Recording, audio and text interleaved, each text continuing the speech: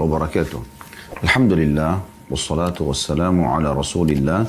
Segala puji dan puja kehadirat Allah subhanahu wa ta'ala, juga salawat dan taslim kepada Nabi besar Muhammad sallallahu alaihi wa ala alihi wa sahbihi wasallam. Saudaraku seiman, melanjutkan bedah buku kita 80 langkah cerdas agar selamat dari siksa neraka. Dan kita sudah membahas pada pertemuan yang lalu dengan izin Allah subhanahu wa ta'ala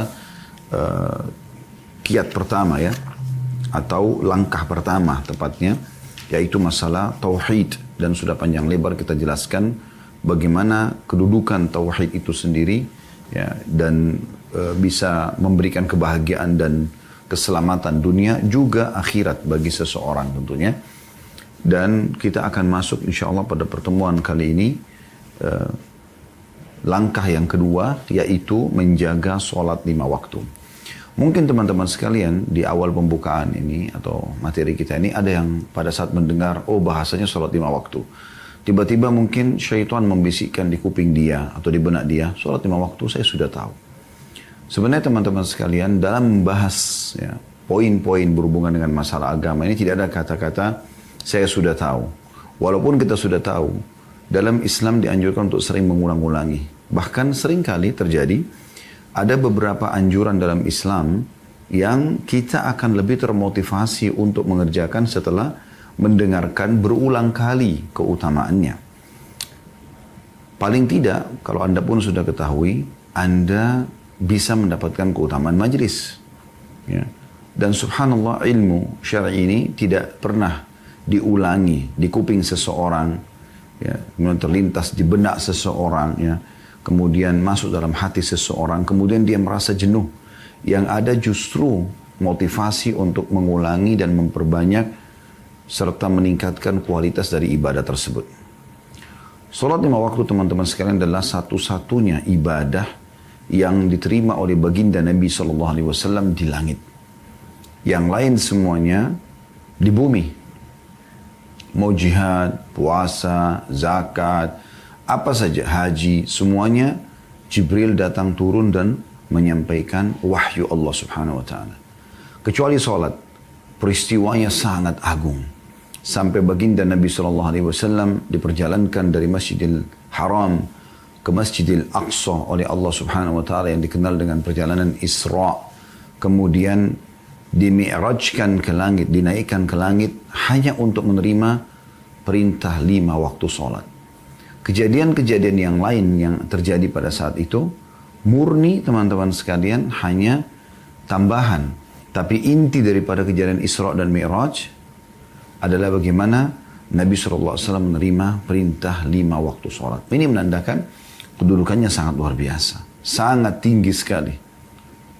Dan itu ya, poin yang harus ditanamkan di benak setiap orang di antara kita, sehingga apapun yang dia ingin lakukan untuk memperbaiki keadaan dia, maka mulai dari sholat. Kalau sholat 5 waktu ini, Anda sudah bisa on time, tepat waktu, Anda juga sudah melakukan gerakan-gerakan, dan juga mengucapkan bacaan-bacaannya dengan benar, dengan khusyuk, maka terimalah berita gembira teman-teman sekalian. Apa berita gembiranya Ustaz? Anda bisa dengarkan. Di sini saya langsung bacakan dulu karena penulis mengangkat sebuah hadis, ya, yaitu sabda Nabi SAW, "Atani Jibril alaihi salam min indillahi tabaraka wa ta'ala faqal." Sesungguhnya Jibril alaihissalam satu hari pernah mendatangiku dari sisi Allah yang maha berkah dan maha tinggi, seraya berkata, "Ya Muhammad, wahai Muhammad, Inna Allah Azza wa Jal yakul, sesungguhnya Allah yang maha mulia dan maha tinggi telah berfirman, Inni qad faradtu ala ummatika khamsa salawatin faman wafa bihinna ala udu'ihinna wa mawakitihinna wa ruku'ihinna wa sujudihinna kana lahu indi bihinna ahdun an udkhilahu bihinna al-jannah." Wahai Muhammad, sesungguhnya ya, Allah telah berfirman Aku telah mewajibkan atas umatmu 5 waktu sholat. Siapa yang menjalankannya atau menyempurnakannya, dari mulai wudunya, tepat waktunya atau waktu-waktunya, rukuknya, sujudnya, maka dengan itu ia akan memiliki janji dari aku, akan aku masukkan dia dengan sholat tadi itu ke dalam surga. Jadi ini jaminannya. Hanya menjaga sholat 5 waktu. Makanya tadi saya katakan, bermula dari sini Anda memperbaiki segala sesuatu ini. Kapan Anda menjaga sholat ini dengan baik? Perhatikan di sini dikatakan, ya, wudunya mulai dari air wudu, tidak mubadzir, wudu yang benar, ya, semua anggota tubuh yang diperintahkan tersentuh dengan air. Juga tidak terjadi pembatalan setelahnya, sehingga sholatnya jadi sah, ya. Juga waktu-waktunya, on time, tepat. Dan memberikan hak ruku juga sujudnya. Maka dijamin oleh Allah secara langsung untuk masuk ke dalam surga. وَمَنْ لَكِيَنِي قَدْ انْتَقَصَ مِنْ ذَلِكَ شَيْئًا فَلَيْسَ لَهُ عِنْدِ أَهْدٌ إِنْ شِئْتُ عَذَّبْتُهُ وَإِنْ شِئْتُ رَحِمْتُهُ. Dan siapapun yang mengurangi hal tersebut, ya, artinya dia bertemu dengan Allah sementara tidak menyempurnakannya, maka dia tidak mempunyai jaminan di sisiku. Jika aku berkehendak, aku akan mengazabnya, dan jika aku berkehendak, aku akan merahmatinya. Hadis ini riwayat Bukhari dan Muslim. Dari hadis ini teman-teman sekalian kita jelaskan dulu. Ada beberapa mutiara yang sangat mahal yang perlu kita ambil dari hadis ini. Yang pertama, bagaimana malaikat Jibril alaihissalam adalah utusan Allah subhanahu wa ta'ala yang Allah khususkan mendatangi para nabi-nabi dan rasul dan menyampaikan wahyu.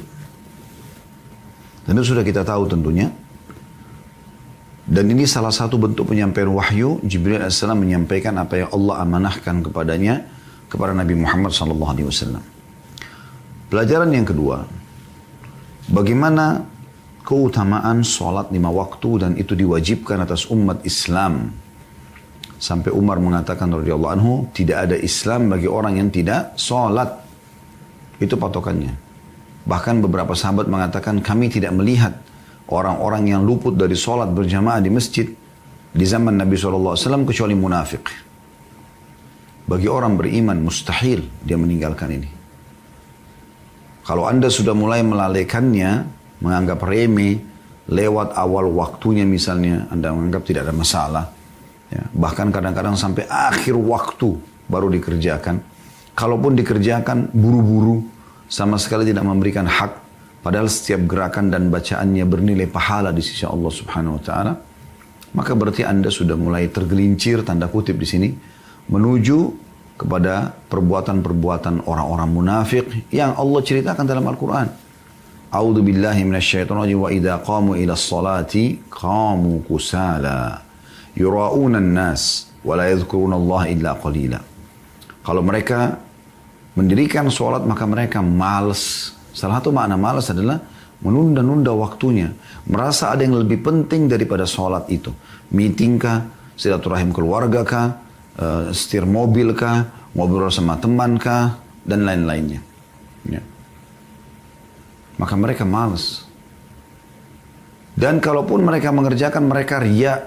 Kalaupun mereka lakukan, maka mereka perindah karena manusia yang ada di sekitarnya. Dan mereka tidak berzikir kepada Allah kecuali sangat sedikit sekali. Jadi keutamaan sholat 5 waktu ini adalah sangat besar. Sebagaimana sudah kita jelaskan tadi. Ini Allah wajibkan. Pelajaran selanjutnya, yang ketiga adalah keutamaan atau hal-hal yang harus dijaga dulu dalam sholat. Wudu, waktu-waktunya, dan semua gerakannya, juga bacaannya. Kalau ini dipenuhi semuanya, wudu dengan tenang, dipastikan semua anggota tubuhnya tersentuh air, waktunya selalu tepat waktu, dan juga rukuknya dengan tenang, juga sujudnya dengan tenang, maka dia akan mendapatkan jaminan surga. Dan siapa yang tidak menyempurnakan sholat ini, sengaja melalaikan wudhunya, melalaikan waktunya, melalaikan gerakan dan bacaannya, menganggap remeh, maka tidak ada jaminan dari Allah Subhanahu wa Ta'ala baginya di hari kiamat, walaupun dia muslim.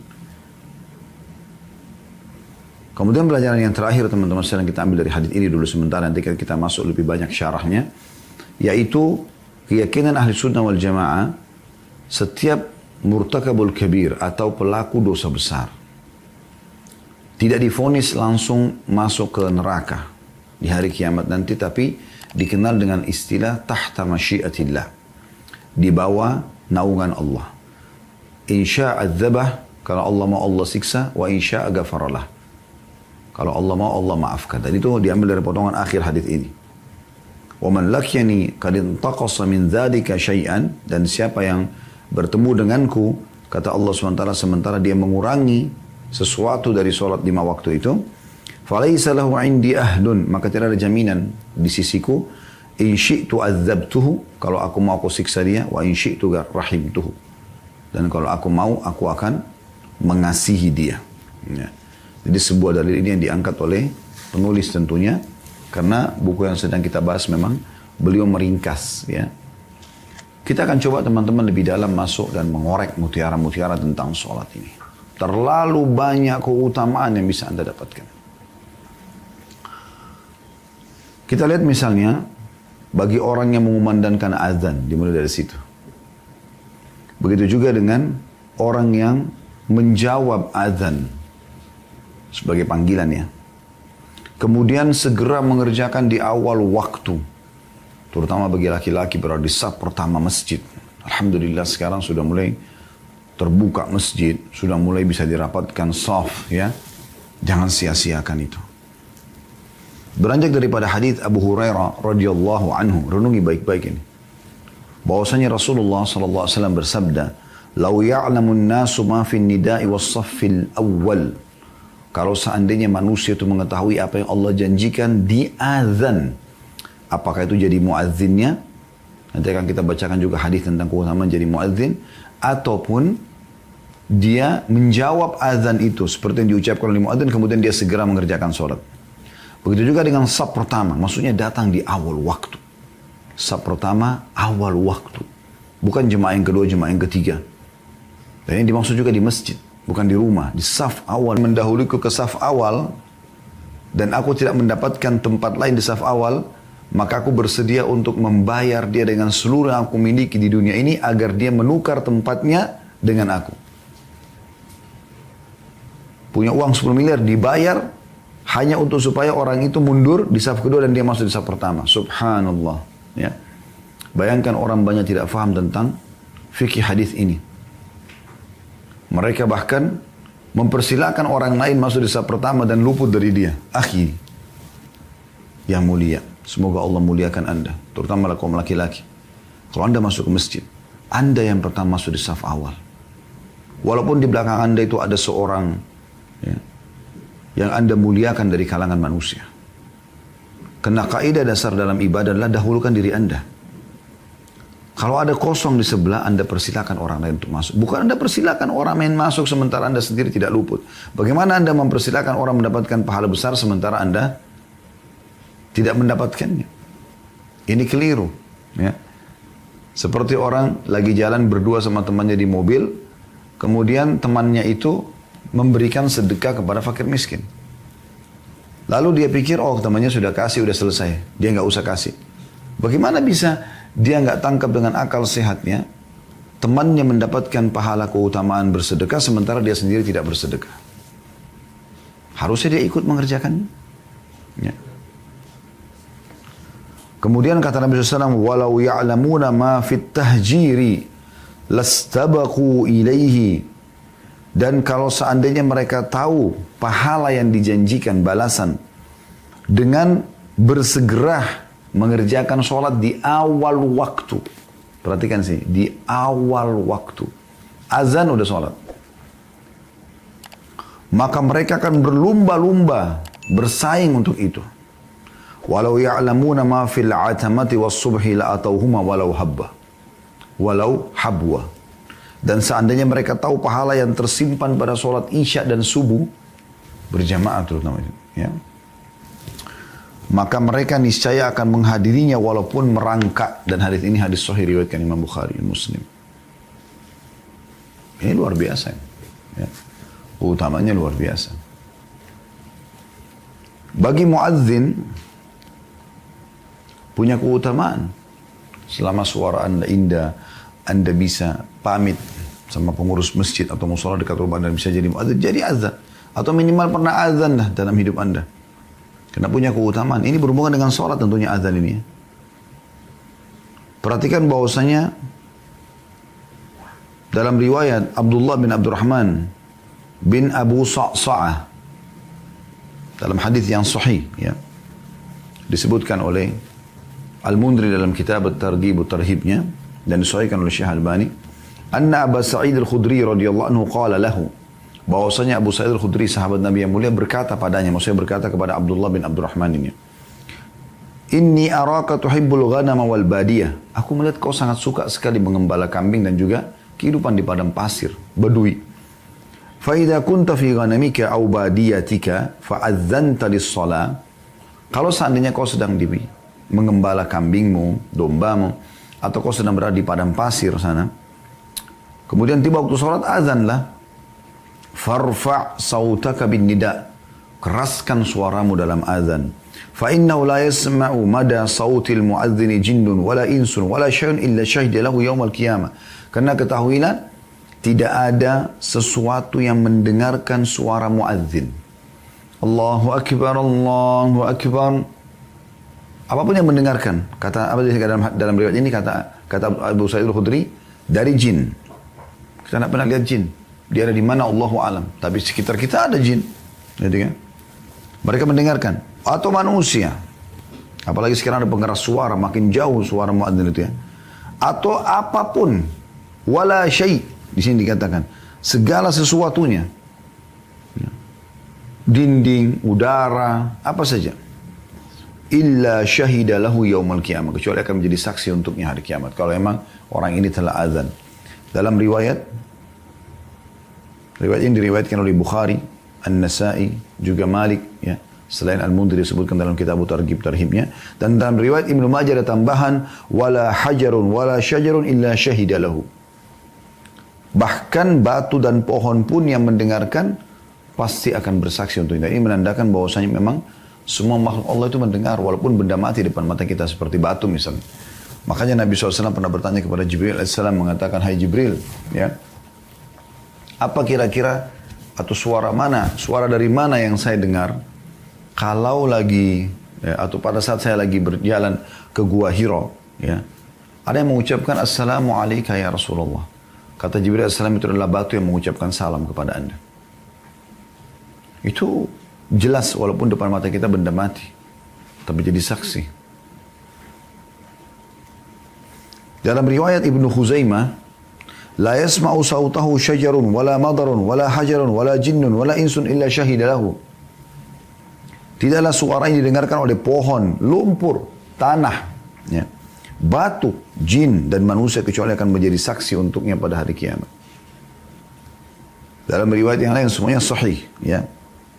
Diriwayatkan Ahmad dan juga At-Tabarani dalam Mu'jam Al-Kabir, kata Nabi SAW, yugfaru lil muadzini muntaha adhanihi wa yastaghfir lahu kullu ratbin wa yabisin sami'ah. Muadzin diampuni sejauh jangkauan suaranya, dan semua benda yang basah maupun yang kering yang mendengarkan memohon ampunan untuknya. Perhatikan, benda kering pun, batu, tanah yang dianggap kering, ya, rumput-rumput kering, ataupun yang basah, semuanya memberikan atau memohon ampun untuknya. Dalam riwayat Imam Ahmad, juga Abu Dawud, Ibnu Khuzaimah, wa yashhadu lahu kullu ratbin wa yabis, dan semua yang basah dan kering akan bersaksi untuknya. Dalam riwayat An-Nasa'i juga ada tambahannya, walahu mithlu ajri man shalla ma'ah, dan dia akan panen pahala semua orang yang sholat bersamanya. atau yang sholat karena mendengarkan azannya. Ini luar biasa keutamanya. Dan kita punya, alhamdulillah, kelebihan di negara kita teman-teman, kita bisa azan. Saya pernah ke Jordan, ya. Saya masuk ke satu masjid waktu itu mau sholat. Kemudian saya bicara, minta, saya lihat ada marbotnya datang, saya bilang, bisa nggak saya dari Indonesia, saya ingin mendapatkan keutamaan azan, saya mau azan. Kata dia, mohon maaf kami ada peraturan di Jordan ini, azan cuma dari masjid jami' besar. Kalau kayak kita di Jakarta dari Istiqlal. Udah, nanti yang lain pakai radio, azan itu terdengar seluruh kota Amman, ibu kota Jordania. Nanti iqamah, baru masing-masing muadzin di masjid mengumandangkan. Jadi azan itu dipanen oleh satu orang aja pahala. Coba bayangkan. Kita alhamdulillah masih bisa kita azan, kita masuk di musola, masuk di masjid bisa kita azan. Bahkan kita masih bisa pamit untuk diizinkan azan. Dalam riwayat yang lain Ibnu Hibban juga meriwayatkan yang masih sama mirip dengan ini ya. Al-muadzinu yugfar lahu madda sawtihi wa yashhadu lahu kullu ratbin wa yabis wa syahidus salati yuktabu lahu 25 hasana wa yukaffiru anhu ma bainahuma. Muadzin diampuni sejauh jangkauan suaranya, semua yang basah dan yang kering bersaksi untuknya. Dan orang yang menghadiri sholat berjamaah ditulis untuknya 25 kebaikan dan dihapus darinya dosa yang ada di antara keduanya. Kalau orang sholat berjamaah, maka dia akan mendapatkan 25 kali lipat. Jadi jangan sholat sendirian, usahakan. Kecuali darurat memang. Anda tertidur, Anda punya udzur syar'i, sakit dan segala macam. Dan tidak ada orang yang bisa Anda ajak berjamaah, maka apa boleh buat. Tapi kalau selama Anda punya kemampuan, apalagi laki-laki, ingat, ke masjid.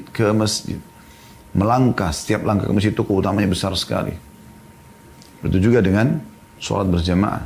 Itu besar sekali keutamanya. Ya. Dalam riwayat yang lain, Al-Bara' ibn Azib meriwayatkan radhiyallahu anhu, kata Nabi SAW, Inna Allah malaikatu yusalluna ala saffil muqaddami. Sesungguhnya Allah dan para malaikatnya bersalawat kepada orang-orang yang berdiri di saf yang depan. Tentu nggak mungkin kecuali Anda di awal waktu kan, baru ada di saf depan. Dan Anda harus datang cepat dan tepat.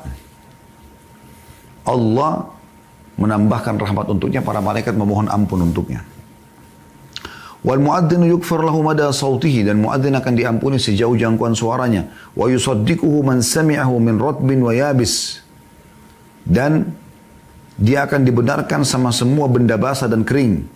Walahu mithlu ajri man shalla ma'ah, dan dia akan panen pahala semua orang yang sholat bersamanya. Ya. Dan sekian banyak keutamaan tentang masalah ini kalau kita ingin bahas ya. Ini ada bahasan kami tentang teman-teman sekalian tentang masalah keutamaan azan, keutamaan wudu, keutamaan saf awal, segala macam panjang lebar di hari Jumat bahasan tentang masalah Sahih Targhib wa Tarhib. Anda bisa lihat insyaAllah di playlist YouTube sudah ada insyaAllah. Kemudian teman-teman sekalian, ada hadis yang disebutkan dari Ibnu Umar radhiyallahu anhu. Ini menandakan bagaimana dianjurkan seseorang itu kalau jadi muadzin, kalau memang dia bisa memperindah suaranya indah, dia fokus. Jadikan sebagai profesi dia. Apapun dia kerja urusan dunianya, tapi yang penting dia jadi muadzin. Kata Nabi SAW, Man adzana thnatai ashrata sana. Siapa yang mengumandangkan adzan selama 12 tahun. Wajabat lahul jannah. Dia akan dapat surga. Wa kutiba lahu bita'zinihi fi kulli yawmin 60 hasana. Dan akan dicatatkan baginya setiap harinya 60 pahala. Walikulli iqamatin 30 hasanah. Dan di setiap iqamah 30 pahala. Jadi sudah dapat ya, pengampunan dosa sejauh suaranya. Semua akan jadi saksi untuknya. Dia panen pahala orang yang ikut bersama sholat dengan dia. Dan di sini dia akan dicatatkan setiap azan 60 pahala dan iqamah 30 pahala. Ya. Dan ini keutamaan yang luar biasa yang disebutkan oleh Al-Mundhiri dalam Sahih Targhib wa Tarhib, dan juga hadis ini diriwayatkan Ibnu Majah dan Al-Qudni Al-Hakim dan dikatakan sahih berdasarkan syarat Imam Bukhari. Jadi keutamaannya sangat besar sekali. Ya.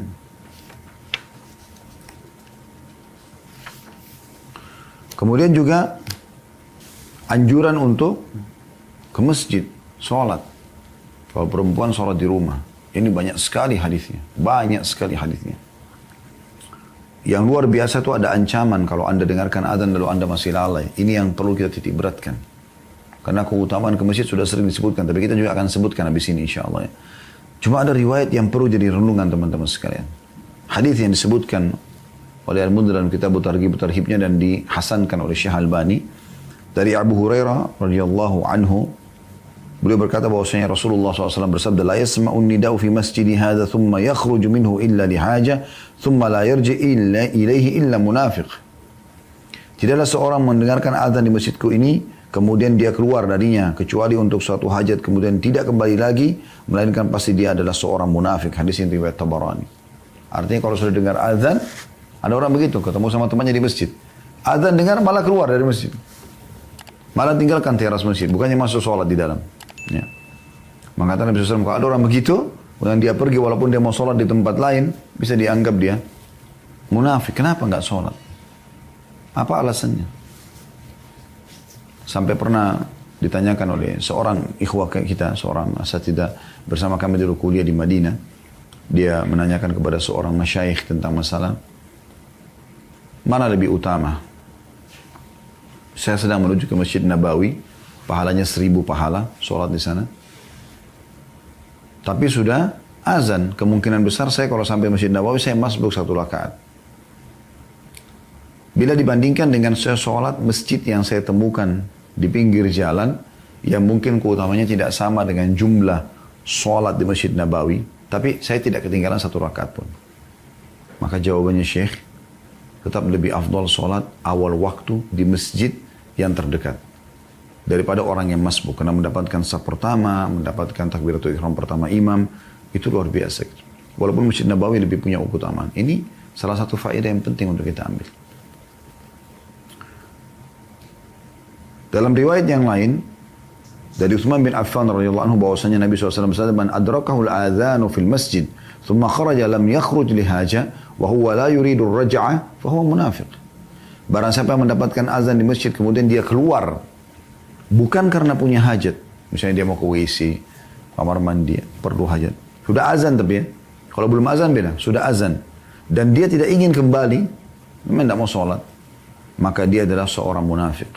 Hadis ini sahih di ghairihi, diriwayatkan oleh Ibnu Majah. Juga dalam riwayat lain Sa'id bin Musayyib rahimahullah mengatakan, la yakhruju minal masjid ahadun ba'da nida'i illa munafiq illa ahadun akhrajathu al-haja wa huwa yuridu ar-ruju'. Tidak ada seorang pun yang keluar dari masjid setelah azan melainkan pasti dia seorang munafik, kecuali seseorang yang keluar karena hajat dan dia ingin kembali. Di sini diriwayatkan oleh Abu Daud. Ya. Ini ke masjidnya. Belum lagi antara azan dan iqamah, waktu mustajab doa, itu Anda bisa maksimalkan kalau ada di masjid. Ya. Kalau Anda mampir ke masjid, kehilangan ini. Ini sekaligus juga menepis was-was sebagian orang di antara kita. Sudah azan ya sudah masjid, oh nanti aja masjid sana di depan deh. Saya dapat kok di sana lebih lama iqamahnya. Iya kalau dapat, kalau enggak. Gitu kan. Sekarang sudah azan, panggilan, selesai. Kerjakan di tempat yang terdekat. Kecuali memang Anda tahu memang masjid ini yang Anda mau sholat di dekat rumah atau dekat kantor ini cepat sekali dan di sana ada masjid yang lebih tenang, Anda bisa mendapatkan sholat qobliyah, Anda bisa doa di antara azan dan iqamah, itu lain, Anda silakan ke sana. Tapi kalau Anda khawatir luput, jangan. Ya. Karena kalau kita sudah di masjid, lebih mudah untuk doa antara azan dan iqamah. Kalau kita masih di jalan, mungkin kita bisa lupa. Dan kita tidak tahu sudah iqamah atau belum di musola atau masjid yang kita tuju. Oleh karena itu belum azan atau pas azan sudah jalan. Karena kata Nabi SAW dalam hadis yang sahih, ad-du'a bainal adhan wal iqamah la yurad. Doa antara azan dan iqamah tidak akan ditolak. Hadis ini riwayat Abu Daud dan Tirmidzi dan dikatakan hadis ini adalah sahih li ghairihi oleh Syekh Albani tentunya. Dalam riwayat yang lain ya, di Ibnu Hibban dalam sahihnya, fad'u, maka berdoalah kalian. Ini akan didapatkan orang yang berusaha masuk ke masjid on time, ya. Dan sekian banyak sebenarnya, ya.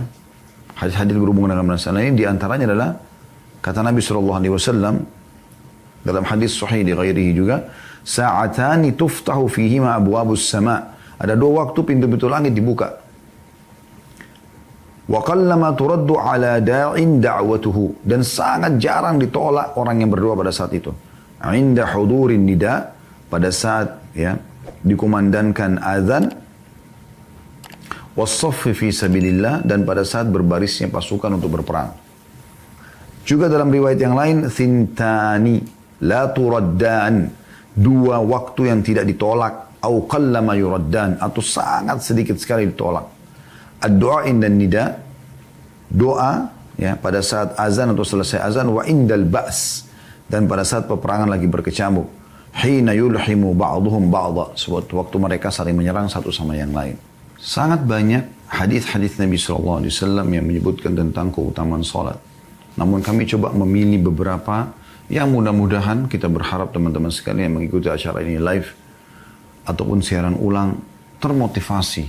Karena kalau kita ingin membahas dalam 1 jam tentang anjuran sholat 5 waktu, keutamaannya ya, maka mungkin tidak akan pernah cukup. Ini butuh berulang kali pertemuan. Namun mudah-mudahan hadis-hadis yang telah kami sampaikan dan juga yang akan kami sampaikan ini sudah cukup mewakili. Dengarkan tentang masalah keutamaan jalan ke masjid. Lebih-lebih lagi kalau lagi gelap, itu punya keutamaan tersendiri. Jadi makin besar cobaannya, ujiannya, maka makin besar pula pahalanya.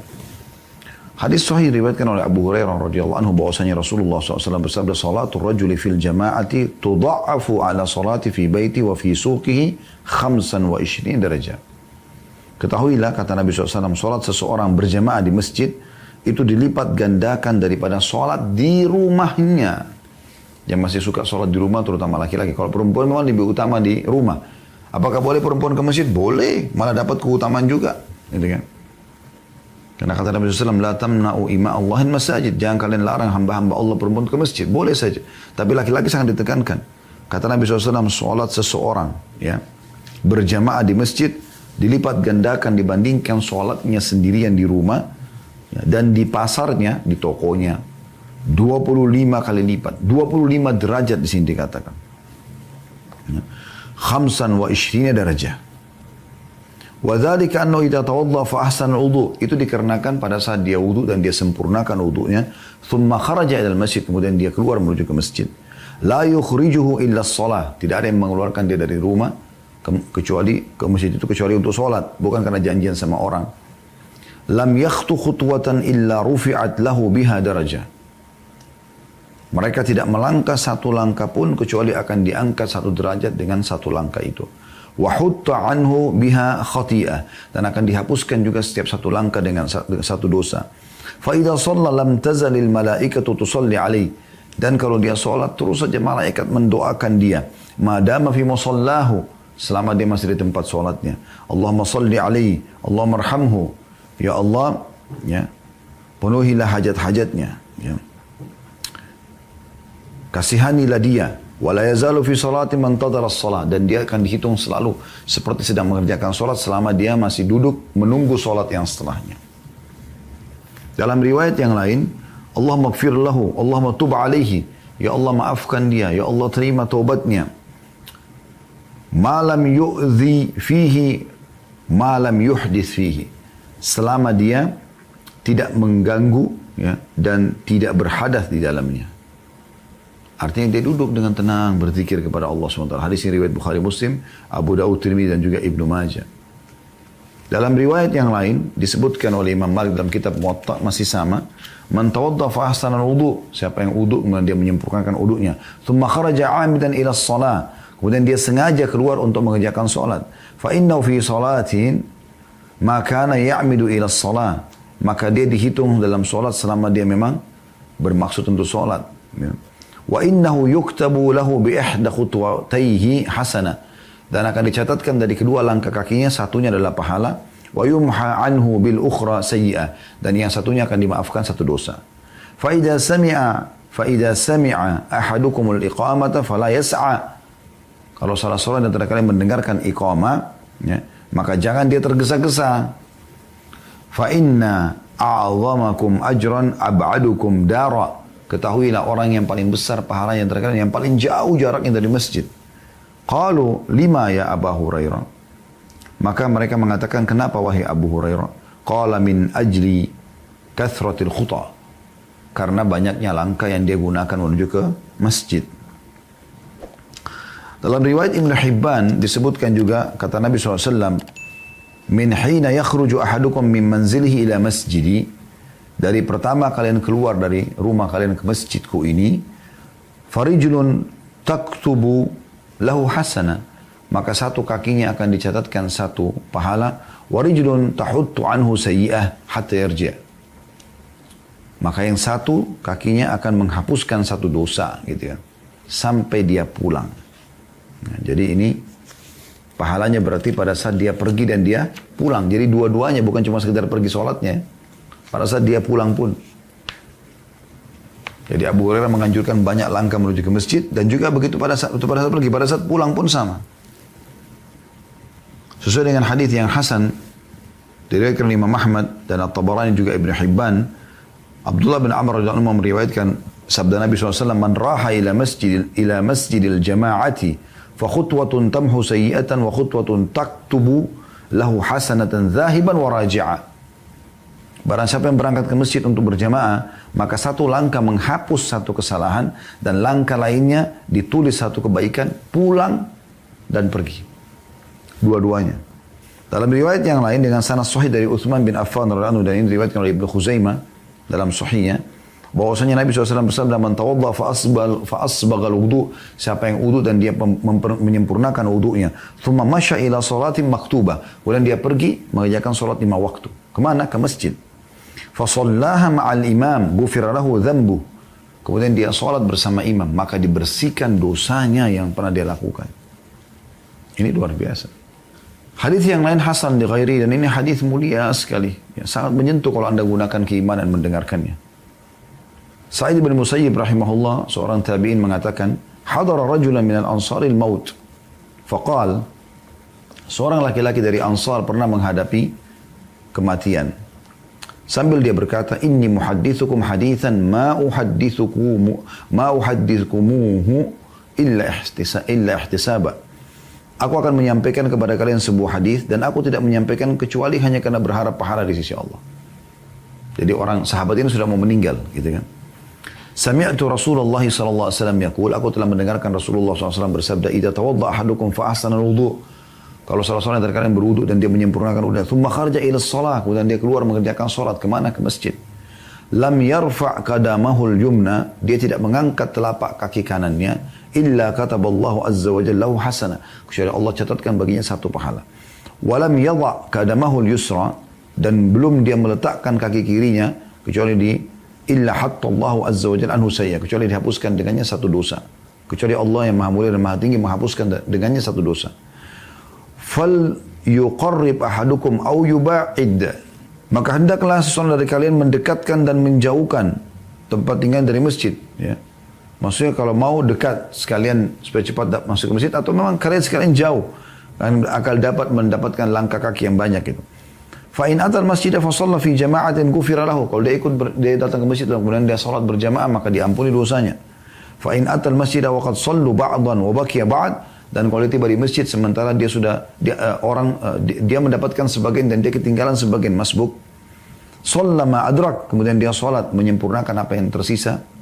Wa atamma ma baqiya, dia ikut salat, ya, yang dia bisa dapatkan. Wa atamma ma baqiya kana kadzalik, kemudian dia menyempurnakan rakaat yang dia tertinggal, maka dia juga mendapatkan keutamaan yang sama. Fa in atal masjidah wa qad sallu fa atamma salata kana kadzalik, bahkan kalau dia sudah niat ke masjid, ternyata tiba-tiba masjid sudah selesai orang salat, lalu dia salat, tetap juga dia mendapatkan keutamaan. Jadi ini luar biasa gitu keutamaan orang yang pergi ke masjid. Dalam riwayat lain, Ibnu Abbas meriwayatkan, dari ini sanadnya sahih di ghairihi, riwayatkan Tirmidzi, ya. Walaupun Tirmidzi mengatakan hasan gharib, tapi Syekh Albani dalam Sahih Targhib wa Tarhib mengatakan sahih di ghairihi. Dari Ibnu Abbas radhiyallahu anhu, beliau berkata bahwasanya Rasulullah SAW bersabda, atani lailata rabbi fadzakara al-hadits. Dikatakan semalam Tuhanku mendatangiku, kata Nabi SAW, kemudian disebutkan hadis cukup panjang. Ila an qal, sampai dia mengatakan, ini saksi bahasannya.